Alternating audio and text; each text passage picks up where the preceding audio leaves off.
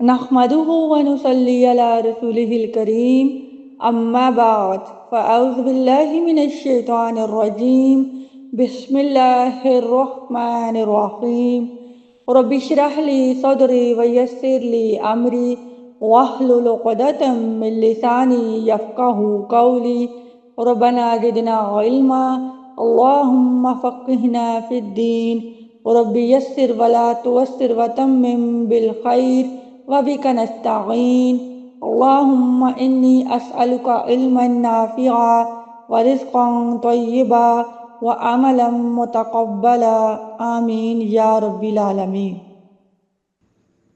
علم التجوید و ترتیل کا کورس لیول 2 کلاس 1 ہے۔ پہلی کلاس ہماری مبادیات تجوید اور ابتداء کے اقسام، اس کو دیکھیں گے ہم انشاءاللہ۔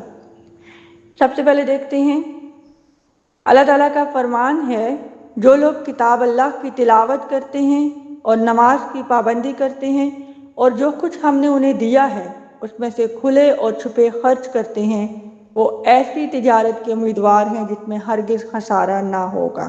سبحان اللہ۔ یہاں پہ ہمیں ترتیل اور تجوید، اس کی اہمیت قرآن کی روشنی میں اللہ تعالیٰ بتا رہے ہیں۔ ہمیں نظر آ رہا ہے کہ کتنی بڑی اہمیت ہے قرآن کو پڑھنا۔ وہ لوگ جو تلاوت کرتے ہیں، ٹھیک ہے، تو جو تلاوت کرتے ہیں، نماز کی پابندی کرتے ہیں اور جو رزق اللہ نے دیا ہے اس میں سے کھلے بھی اور چھپ کر بھی خرچ کرتے ہیں، تو وہ ایسی تجارت کے امیدوار ہیں جس میں ہرگز خسارہ نہ ہوگا۔ سبحان اللہ۔ ہم ایک ایسی تجارت کر رہے ہیں جس میں ہمیں کبھی بھی خسارہ نہیں ہوگا انشاءاللہ۔ احادیث کی روشنی میں دیکھتے ہیں ترتیل و تجوید کی اہمیت۔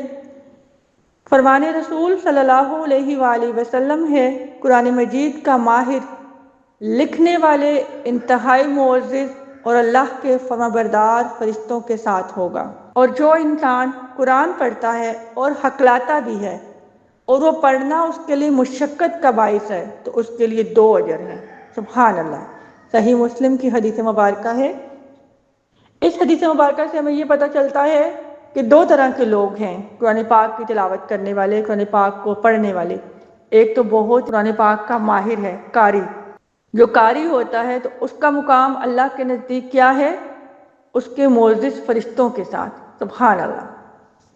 اب ایک دوسرا شخص ہے جو قرآن پاک کو پڑھتا تو ہے لیکن اٹک اٹک کر، مشقت کے ساتھ، رک رک کر ترتیل پہ ایفرٹ کر رہا ہے، تجوید پہ ایفرٹ کر رہا ہے، تو اب اس کو زیادہ یہ پڑھنے میں مشقت آتی ہے نا، تو اب کیا ہوگا؟ اللہ تعالیٰ کے نزدیک اس کے لیے کیا ہے؟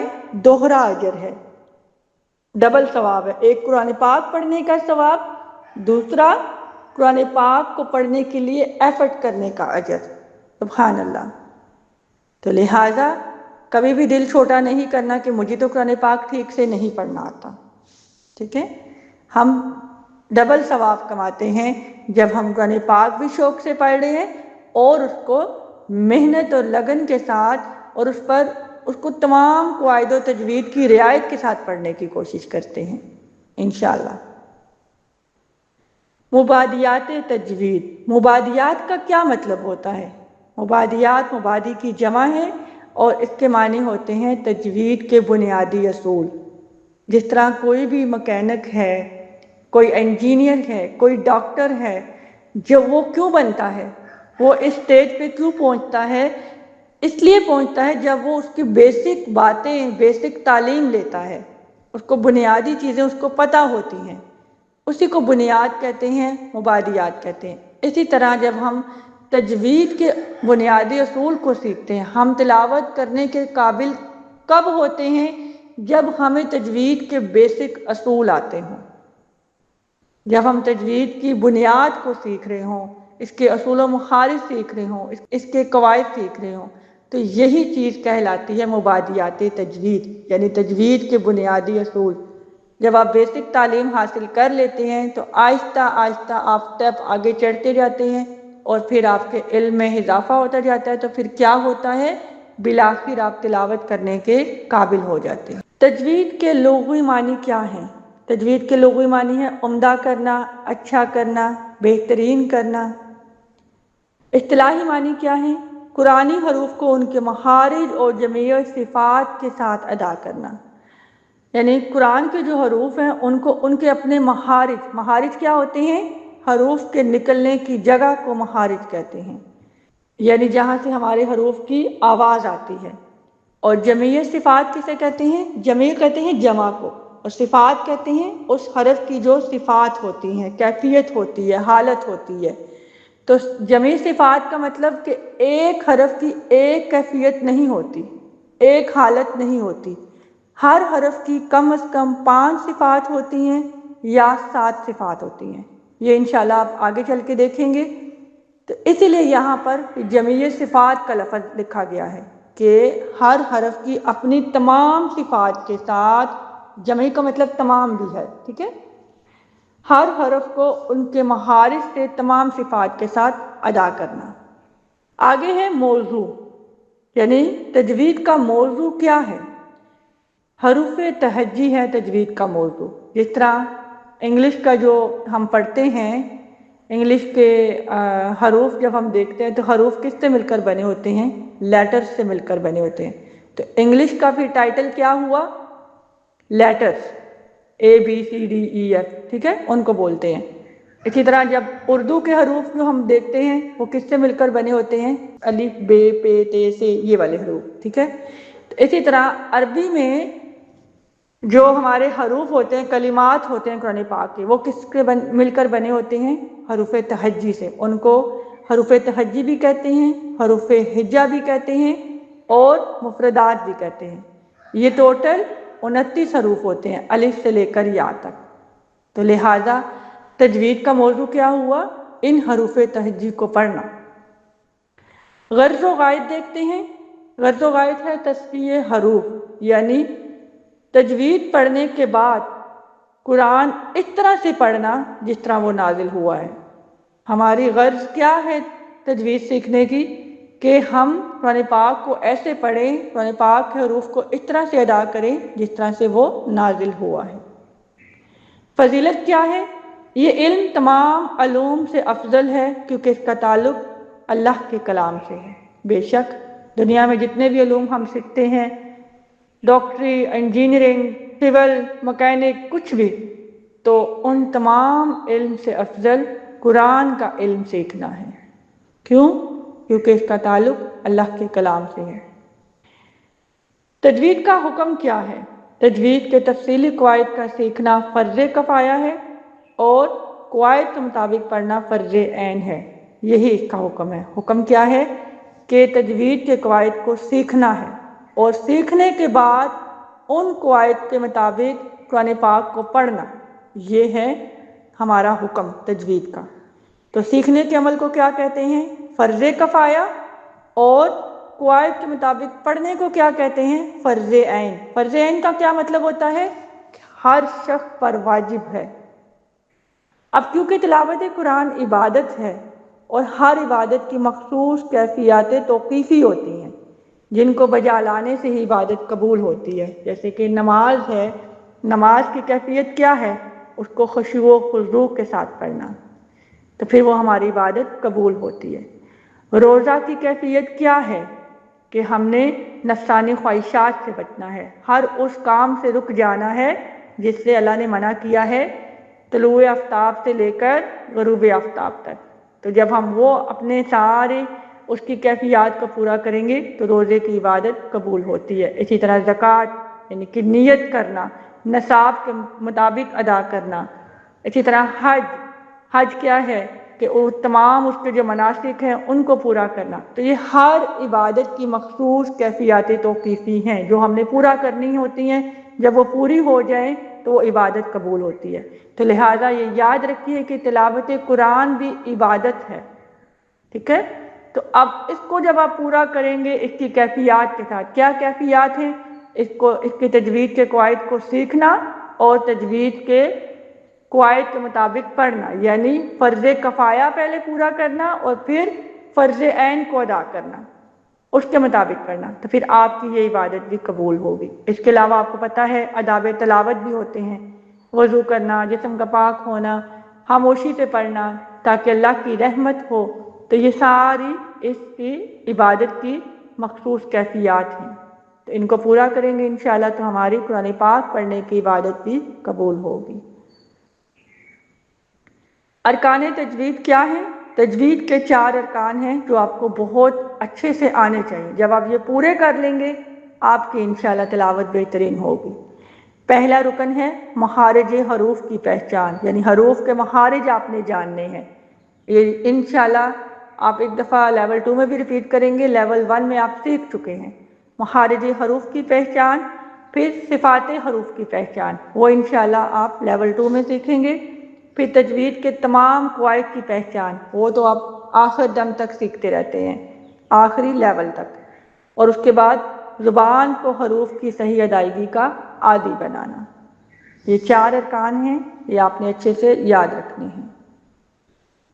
استعاذہ اور بسملہ، یعنی ابتدا کے اقسام ہم دیکھنے لگے ہیں۔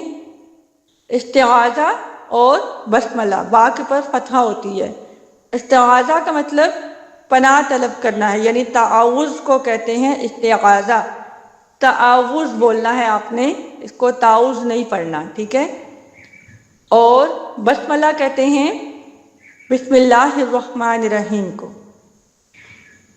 جب قاری اعوذ باللہ من الشیطان الرجیم کہتا ہے تو وہ شیطان مردود سے اللہ کی پناہ اور حفاظت طلب کرتا ہے۔ اور اللہ تعالیٰ نے قرآن مجید میں ارشاد فرمایا ہے سورۃ النحل میں کہ جب تم قرآن پڑھو تو شیطان مردود سے اللہ کی پناہ طلب کرو۔ تو جب بھی ہم نے قرآن پاک پڑھنا ہوتا ہے تو ہم سب سے پہلے کیا پڑھتے ہیں؟ استعاذہ پڑھتے ہیں، کیونکہ اللہ تعالیٰ نے ہمیں قرآن پاک میں حکم دیا ہے سورۃ النحل میں۔ اسی طرح اگر قاری آہستہ آواز میں یا اکیلا قرآن پڑھ رہا ہو تو وہ استعاذہ بھی آہستہ آواز میں پڑھے۔ حالت نماز میں بھی استعاذہ آہستہ آواز میں پڑھی جاتی ہے، اور اگر کوئی شخص لوگوں کی موجودگی میں بلند آواز سے تلاوت کر رہا ہو تو استعاذہ بھی بلند آواز سے پڑھنی چاہیے۔ اسی طرح اگر قرات میں کھانسی یا چھینک کی وجہ سے وقفہ آ جاتا ہے یا پڑھنے کے دوران آیات کے معنی اور تفسیر سے متعلق بات کی جائے تو قرات دوبارہ شروع کرنے پر استعاذہ کہنا ضروری نہیں۔ تو یہ آپ کو استعاذہ کے بتائے گئے رولز، یہ آپ نے اچھے سے یاد کر لینے، اور یہ آسان بھی ہیں، مشکل نہیں ہے۔ اب پڑھتے ہیں بسملہ کے رول۔ جس نے بسم اللہ کہا تو اس نے بسملہ کہہ دیا، یعنی بسم اللہ بھی کہنا بھی بسم اللہ کے برابر ہے۔ بسملہ کہنے کا صحیح طریقہ کیا ہے؟ بسم اللہ الرحمن الرحیم۔ بسملہ ہر سورت کے شروع میں پڑھنا ضروری ہے سوائے سورت توبہ کے، جسے سورت برات بھی کہا جاتا ہے۔ قرآن پاک میں ہر سورت کے شروع میں بسم اللہ ہے، بسم اللہ الرحمن الرحیم ہے، لیکن سورت توبہ کے شروع میں نہیں ہے۔ اب اس سورت کے شروع میں بسم اللہ نہ پڑھنے کی وجہ کیا ہے؟ اس کی وجہ یہ ہے کہ اس سورت کا مضمون ہے کہ جس میں مسلمانوں کو کافروں کے خلاف جنگ کرنے کا حکم دیا گیا ہے، اسی لیے اللہ تعالیٰ نے اس سورت کے شروع میں بسم اللہ نازل نہیں فرمائی، کیونکہ اس سورت میں جنگ کا کھلم کھلا حکم دیا گیا ہے۔ آگے دیکھتے ہیں ابتدا کی اقسام۔ ابتدائی تلاوت، ابتدائی سورت۔ دیکھیں ابتدا کی 3 اقسام ہیں، اپنے پاس نوٹ کر لیجئے۔ ابتدائی تلاوت، ابتدائی سورت، ابتدائی تلاوت درمیان سورت، اور ابتدائی سورت درمیان تلاوت۔ یہ 3 اقسام ہیں، 3 طریقے ہیں ابتدا کرنے کے۔ ابتدا کا کیا مطلب ہے؟ ابتدا کہتے ہیں یعنی کہ اب ہم قرآن پاک پڑھنے لگے ہیں، اس کو کہتے ہیں ابتدا کرنا۔ ابتدا کہتے ہیں نا آغاز کو، تو قرآن پاک کی تلاوت کے آغاز کے 3 طریقے ہیں۔ اب سب سے پہلے دیکھتے ہیں ابتدائی تلاوت، ابتدائی سورت۔ تو اس میں حکم کیا ہے؟ تعاوذ اور بسملہ دونوں ضروری ہیں، یعنی جب آپ تلاوت کی ابتدا کرنے لگے ہیں اور سورت کی بھی ابتدا ہو رہی ہے، جیسے کہ آپ نے تلاوت شروع کرنی ہے اور ساتھ میں سورت فاتحہ شروع کرنے لگے ہیں، تو پھر کیا ہوگا؟ تعاوذ اور بسملہ دونوں ہی ضروری ہیں۔ نمبر 2 ہے ابتدائی تلاوت درمیان سورت۔ اگر آپ تلاوت کی ابتدا سورت کے درمیان سے کر رہے ہیں، اب یہ دوسرا طریقہ ہے کہ آپ نے تلاوت کی ابتدا کہاں سے کرنی ہے؟ سورت کے درمیان سے۔ جیسے کہ سورۃ البقرہ آپ پڑھ رہے ہیں، اب آپ نے الف لام میم سے نہیں ابتدا کی، بلکہ سورۃ البقرہ کے کہیں درمیان میں سے، جیسے کہ آمن الرسول بما انزل، یہاں سے پڑھ لیں آپ۔ پھر کیا ہوگا، پھر کیا طریقہ ہے، پھر تعاوض ضروری ہے اور بسملہ میں اختیار ہے، یعنی اگر تلاوت کی ابتدا سورت کے درمیان سے کی جائے تو پھر آپ نے تعاوض ضروری پڑھنا ہے، جبکہ بسملہ میں اختیار ہے۔ پڑھ لیں تو مستحب ہے، نہ پڑھیں تو گناہ نہیں، اختیار کا یہ مطلب ہے۔ جیسے کہ اب آپ نے سورۃ البقرہ کے درمیان سے میں کہہ رہی ہوں آمن الرسول سے پڑھنا ہے، تو آپ کیسے پڑھیں گے، تعاوض ضروری ہے۔ اب کیونکہ تلاوت کی ابتدا سورت کے درمیان سے کر رہے ہیں تو پھر کیا پڑھیں گے، اعوذ باللہ من الشیطان الرجیم آمن الرسول، یہاں سے آپ ابتدا کر دیں گے، ٹھیک ہے۔ اور اگر آپ ایسے بھی پڑھ لیں اعوذ باللہ من الشیطان الرجیم بسم اللہ الرحمن الرحیم آمن الرسول بما انزل، تو پھر کیا ہوگا، یہ دونوں طریقے ٹھیک ہیں۔ لیکن آپ نے یہ یاد رکھنا ہے کہ جب ابتدائی تلاوت درمیانے صورت ہو تو آپ نے یہ نہیں کہنا تعاوض بھی ضروری ہے بسملہ بھی ضروری ہے، نہیں۔ تعاوض اور بسملہ دونوں کب ضروری ہیں، جب تلاوت کی ابتدا سورت کی ابتدا دونوں ابتدا سے ہوں۔ لیکن سورت کے درمیان سے جب آپ تلاوت کی ابتدا کر رہے ہیں تو پھر آپ نے تعاوض تو پڑھنا ہی پڑھنا ہے، تو بسملہ میں اختیار ہے آپ کو، آپ پڑھیں یا نہ پڑھیں۔ تیسرا طریقہ ہے ابتدائی سورت درمیانی تلاوت، یعنی اب آپ تلاوت کر رہے ہیں اور تلاوت کرتے ہوئے اگلی سورت کا آغاز ہو جاتا ہے، تب آپ صرف بسملہ پڑھیں گے۔ جیسے کہ دیکھیے آپ سورۃ البقرہ کی تلاوت کریں، یا ہم پہلی سورت کی بات کرتے ہیں، سورۃ فاتحہ کی تلاوت کر رہے ہیں، سورۃ فاتحہ مکمل ہوئی، ٹھیک ہے، تلاوت شروع ہے نا، تلاوت آپ نے شروع کی ہوئی ہے سورۃ الفاتحہ سے، آپ کی سورۃ الفاتحہ مکمل ہوئی اور اب آپ سورۃ البقرہ کی ابتدا کرنے لگے، تو ٹائٹل آپ کو سمجھ آیا، ابتدائی سورت درمیانی تلاوت۔ تلاوت کے درمیان میں ہی سورت کی ابتدا ہو گئی ہے، سورۃ البقرہ کی ابتدا ہو گئی ہے، تو تب آپ صرف بسملہ پڑھیں گے، پھر تعاوض نہیں پڑھیں گے۔ پھر آپ کو پتہ ہے نا کہ جب بھی، اور یہ اتنا آسان ہے اس کو یاد رکھنا کہ جب جب نئی سورت کا آغاز ہوتا ہے، سورت کے آغاز میں بسم اللہ الرحمن الرحیم لکھا ہوتا ہے سوائے سورۃ توبہ کے، تو ظاہر ہے جب آپ تلاوت کر رہے ہیں درمیان میں سورت آ گئی ہے، سورت کے شروع میں بسم اللہ لکھے، تو کیا آپ اس کو سکپ کریں گے، آپ اس کو سکپ نہیں کریں گے، آپ بسم اللہ پڑھیں گے اور پھر اپنی نئی سورت کا آغاز کریں گے۔ یہی تیسرا طریقہ ہے کہ ابتدائی سورت درمیانے تلاوت، تلاوت کے درمیان میں سورت کی ابتدا ہو جائے تو صرف اور صرف بسم اللہ پڑھیں گے، تعاوض نہیں پڑھیں گے، ٹھیک ہے۔ اور سورۃ توبہ کے شروع میں کسی حالت میں بھی بسم اللہ نہیں پڑھنی، چاہے تلاوت کی ابتدا سورۃ توبہ سے کی جائے یا پڑھتے پڑھتے سورۃ توبہ شروع ہو جائے، تب آپ صرف تعاوض ہی پڑھیں گے اگر آپ کہیں آغاز کرنے لگے ہیں درمیان میں سے سورۃ توبہ کا، ادروائز سورۃ توبہ کے شروع میں ہم کچھ بھی نہیں پڑھیں گے۔ اپنا خیال رکھیے، دعا پڑھ لیتے ہیں۔ سبحانک اللہم وبحمدک نشہد ان لا الہ الا انت نستغفرک ونتوب الیک۔ السلام علیکم ورحمۃ اللہ وبرکاتہ۔